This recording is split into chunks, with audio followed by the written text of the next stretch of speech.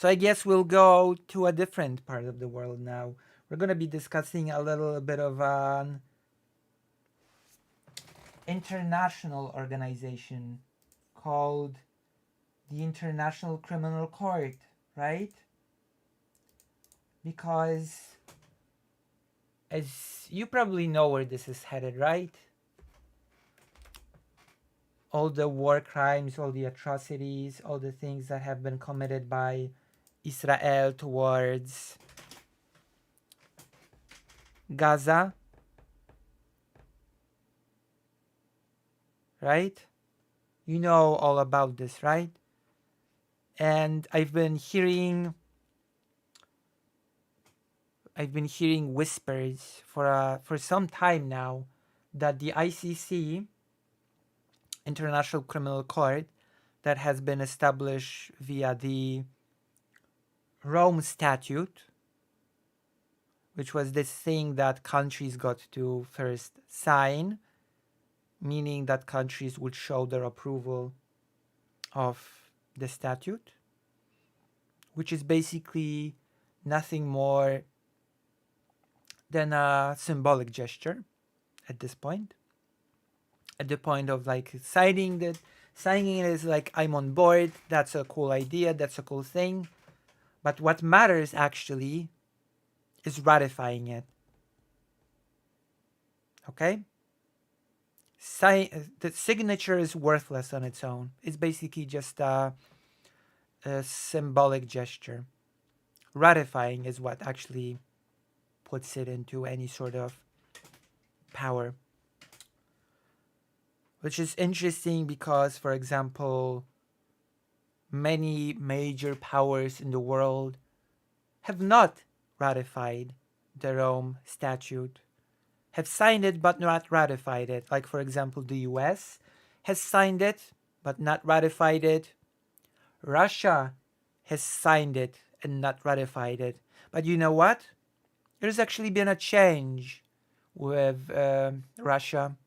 In 2016, the International Criminal Court has shared with the world the findings of their investigation regarding Crimea, basically saying that Crimea meets all the signs of an occupation, that the ICC has sort of has come to the conclusion that Crimea is being occupied by Russia for various reasons.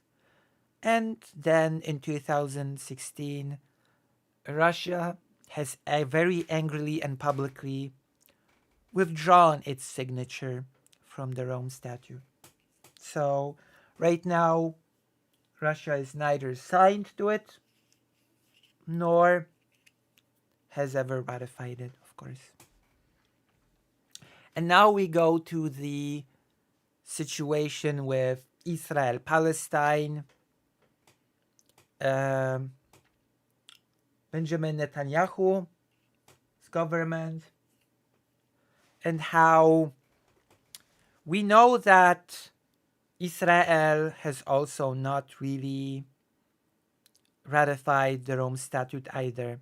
But, and this is a very important thing to remember, if a state aggresses on a state that has ratified, if a state aggresses on a place that has ratified the Rome Statute, okay, then the crimes committed, let's say country A that has not ratified the Rome Statute attacks country B that has ratified the Rome Statute, and thus crimes in country B has ratified the statute, which means that country A, even though it's not ratified, while doing the crimes in B, is under the jurisdiction of the Rome Statute. Okay?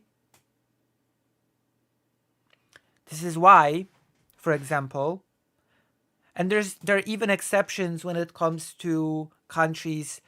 There are even exceptions when both A and B didn't ratify the statute. which is the case with Ukraine and Russia. Ukraine has not ratified the Rome Statute, but there's a procedure in which a country that has not ratified the statute can invite the International Criminal Court and say, hey, we are being attacked, for example. There are crimes being committed on our territory.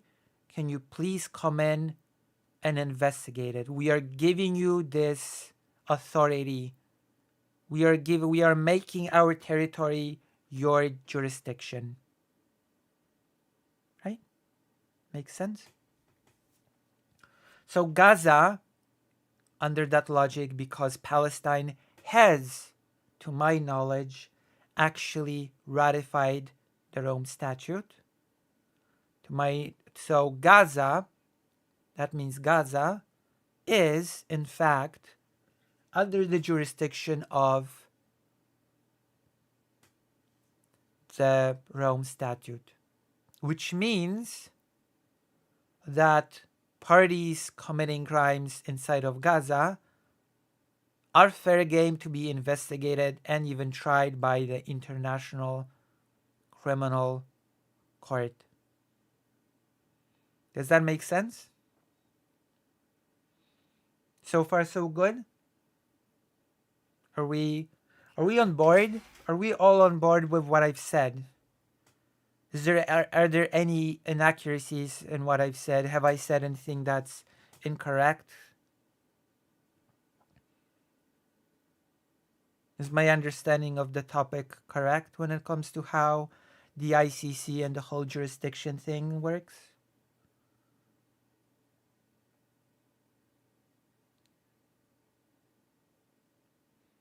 Because this story takes an interesting turn. This story takes a very interesting turn. We're going to take a look at it. But first, let's just look at the baseline, and then we're going to take a look at the turn. Okay? We're going to be checking out how this story has developed, at least last time I checked it. Okay, let's get to it. International Criminal Court demands arrest of Netanyahu and Hamas leaders for war crimes, which has created a big response from certain bodies, because certain people are very angry that the ICC, in their eyes, has equated Hamas to Israeli leaders, which I personally have no problem with, provided both parties have committed crimes. They both should be investigated under the International Criminal Court.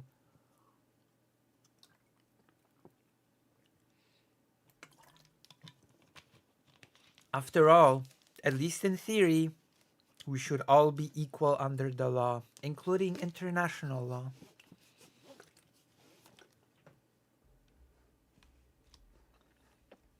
Well, that's a whole other topic later, right? The International Criminal Court, ICC, has requested an arrest warrant for Israeli Prime Minister Benjamin Netanyahu. His defense chief, Yoav Gallant, and 3 Hamas leaders for alleged war crimes. The arrest warrant comes after Israel's response to the Hamas militant group's deadly attack on Israel on October 7th, which left 1,139 people dead and over 250 taken hostage. On Monday, the Gaza Health Ministry reported that to date over 35,562 Palestinians have been killed and 79,652 injured by the Israeli military offensive.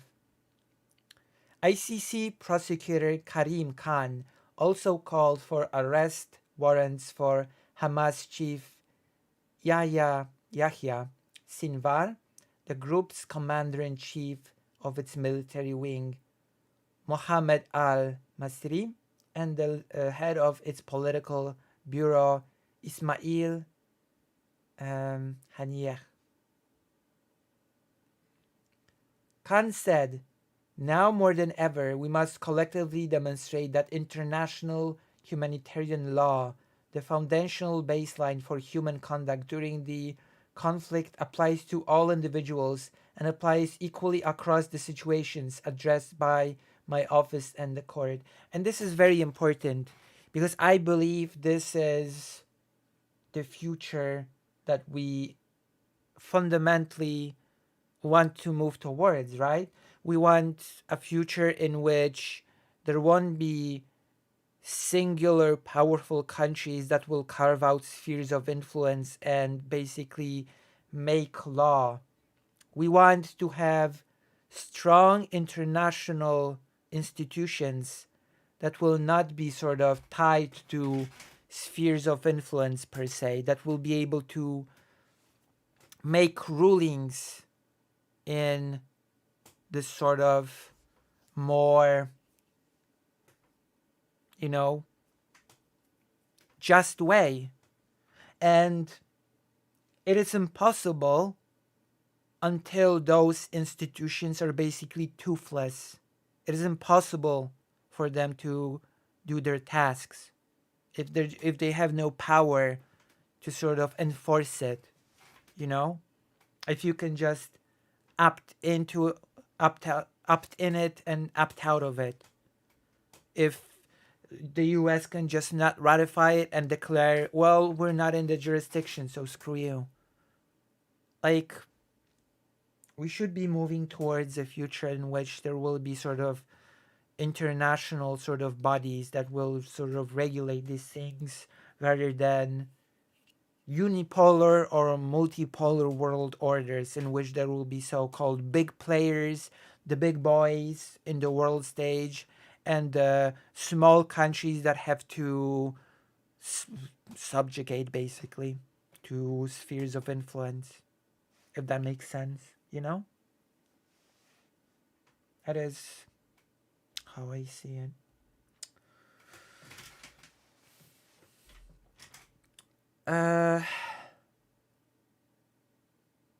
So yes, it is, in my opinion, a very important concept, the concept of international law and international humanitarian law. Very important concepts that unfortunately do not have as much power right now, nearly as much power as they should. This is how we will prove tangibly that the lives of all human beings have equal value. A panel of pre-trial judges will decide if the evidence justifies the issuing of arrest warrants, but they have no means of enforcing the warrants. And that is a problem. That is a real problem. Both Israel and Palestine have dismissed allegations of committing war crimes, and the ICC's investigation has long been opposed by the United States and Israel. And of course, it's worth noting that Palestine itself has actually ratified the Rome Statute. But that is not all that there is to this story, because as the warrant has been issued, something else has been issued in kind, which I will now look up. Okay? I will now look up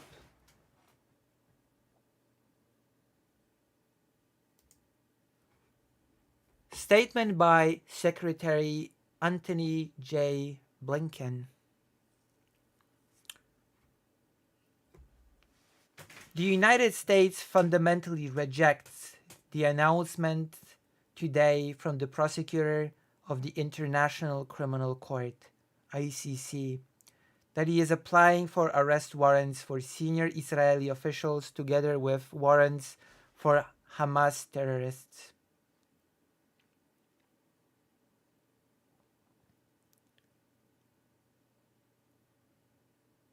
Oh, thank you. I think there's a command here for this.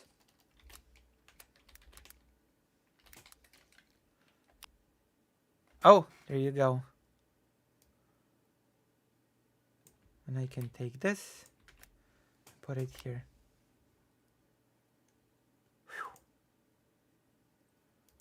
Phew. Not Chico card. Oh yeah, and while we're at it, if you become a Patreon, then please remember that I do art. Like this is an example of my art. Obey! Oh, thank you for the $20, Tadriu. Thanks for the stream, Lucy. Thank you. Thank you for the $20. So these animated sprites are for it, like examples of the art that I do. And the amount that you pledge on Patreon becomes each month the amount that you can discount from commissioning artwork from me.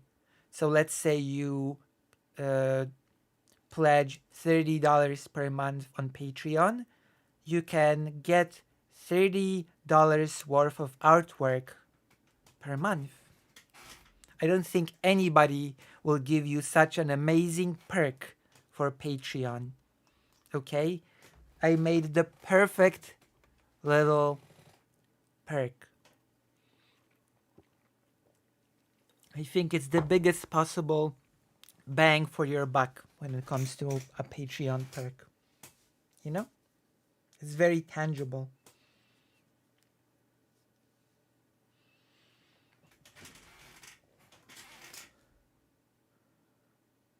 How would I go about commissioning you? You would contact me and I say, I want to commission art from you. International Jiggle Court. No. No. No. No international. No.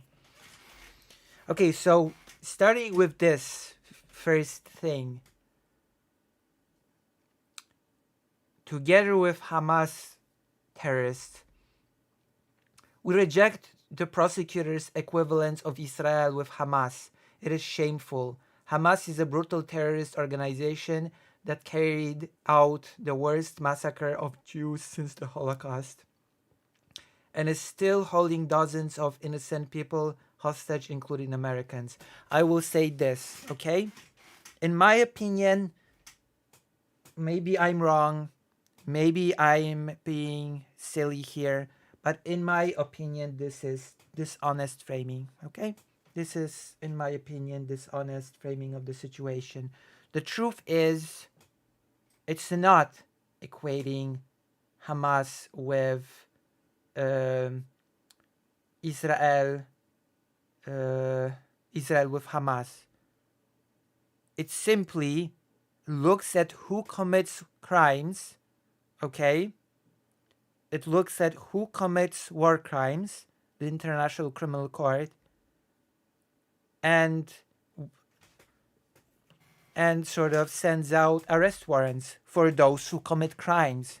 Because after all, our status, or who we are not supposed to shield us from the law. We're all supposed to be equal under the law. That is the whole idea. And that should include international law.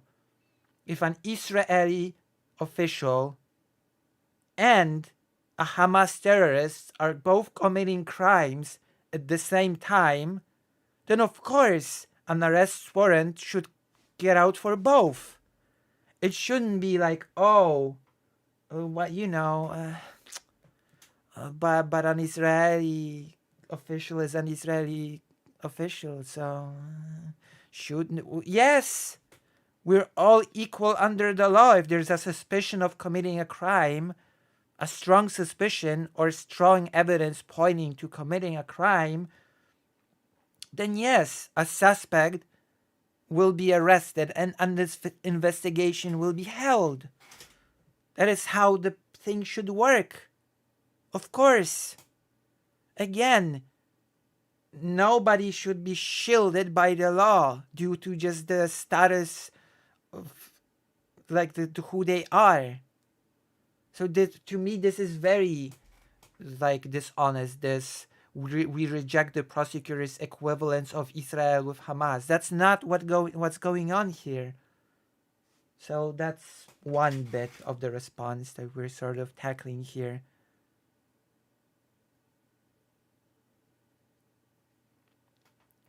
Moreover, the United States has been clear since well before the current conflict that ICC has no jurisdiction over this matter, which already, to me, this sends alarm bells, because we should have strong international organization. We should have strong international institutions that should be able to mediate in these things and if necessary intervene in these things.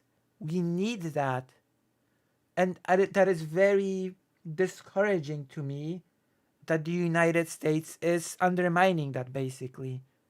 Undermining this sort of idea of international law that we really, really need.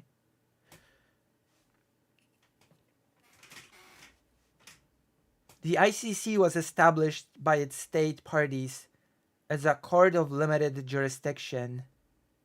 Those limits are rooted in principles of complementarity, which do not appear to have been applied here amid the prosecutor's rush to seek these arrest warrants, rather than allowing the Israeli legal system a fully and timely opportunity to proceed.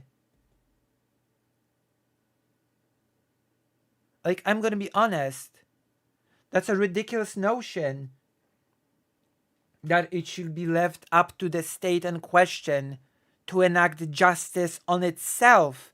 The whole point of international law is that those sort of things should be out of the individual states' hands, because the individual states cannot be trusted to judge themselves fairly. I'm sorry, is that an idea that is so radical and senseless? Of course.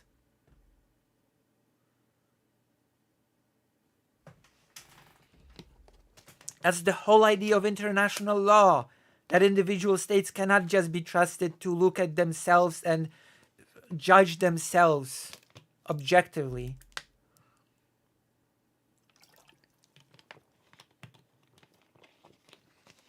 The whole idea of international law is to actually take away a certain amount of sovereignty from individual states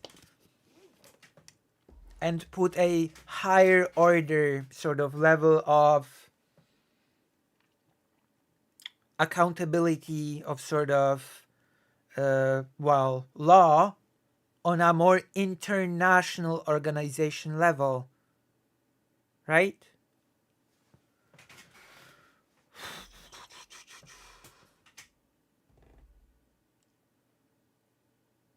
In other situations, the prosecutor deferred to national investigations and worked with states to allow them time to investigate. I'm just going to point out that the US has not issued such a statement when the ICC has put out an arrest warrant for Vladimir Putin.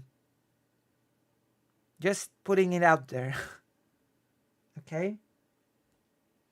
Like, the US did not say, hey, you did not work with the Russian legal system and allow it to respond. You did not allow the Russian legal system to investigate.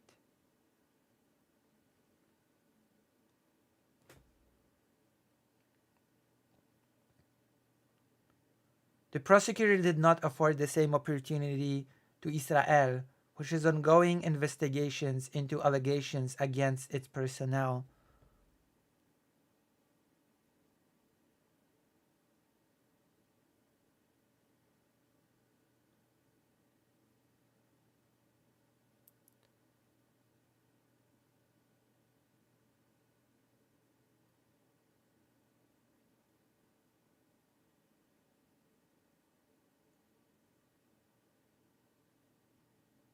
Her also deeply troubling process questions.